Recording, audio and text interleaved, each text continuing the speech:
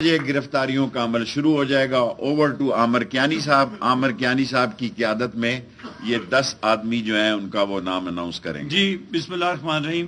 سب سے پہلے اپنے میڈیا کے بھائیوں کا بہت شکریہ.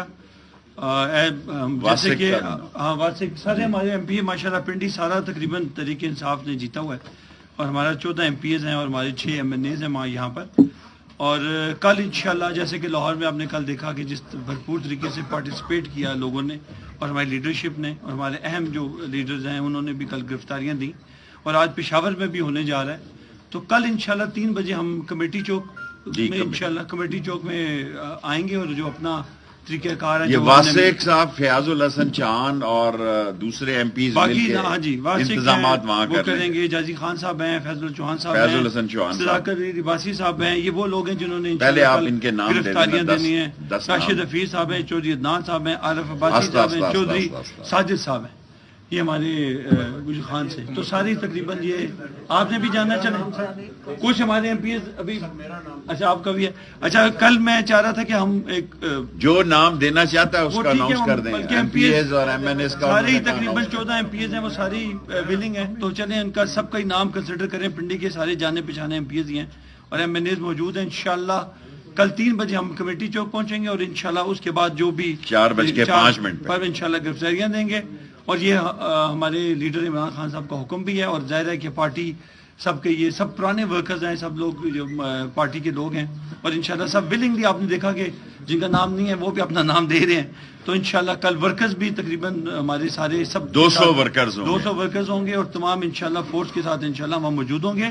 ہم کوئی تصادم کے اس میں نہیں ہیں. ہم انشاءاللہ گرفتاریاں دیں گے جو کہ ہمارا حق ہے اور ہم آئینی طریقے سے اس کو آگے لے کے جا رہے ہیں تاکہ ہمارا کوئی کنفرنٹیشن والا معاملہ نہیں ہے.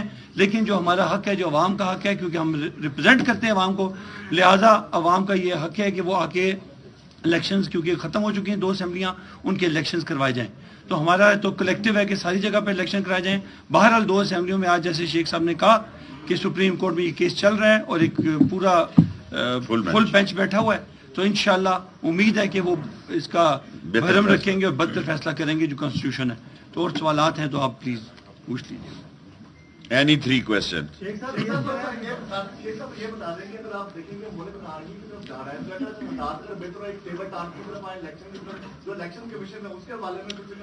دیکھیں ہم نے وہ فیصلہ کرنا ہے جو عمران خان کا فیصلہ ہے. عمران خان صاحب نے کل مجھے حکم دیا, آج بھی مجھے حکم دیا کہ میں عامر کیانی صاحب کے ساتھ مل کے اپنے ایم پی اور ایم این ایس کے ساتھ کل کا پروگرام اناؤنس کروں.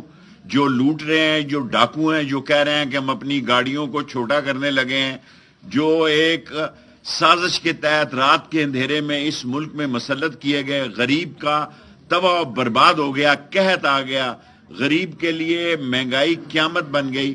اور اس عمران خان نے اس مہنگائی اور اس چور بازاری کے خلاف اعلان جنگ کیا ہے. پنڈی سارا اس میں شامل ہے. سر سپریم کورٹ کا جب فیصلہ آئے گا تو عمران خان جو جواب دے گا, فیصلہ کرے گا, ہم اسے فالو کریں گے.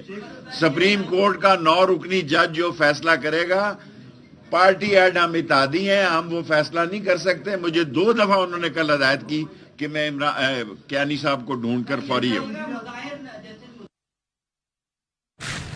آپ کو بتائیں کہ عوامی مسلم لیگ کے سربراہ Sheikh Rashid Ahmed P T I رہنماؤں کے ساتھ اس وقت نیوز کانفرنس کر رہے ہیں جس میں ان کا کہنا ہے کہ جو عمران خان کا فیصلہ ہوگا اس پر عمل کریں گے. ساتھ ساتھ انہوں نے یہ بھی کہا کہ 4 بجے کے بعد گرفتاریاں شروع ہو جائیں گی. موجودہ حکومت نے معیشت کو تباہ کر دیا.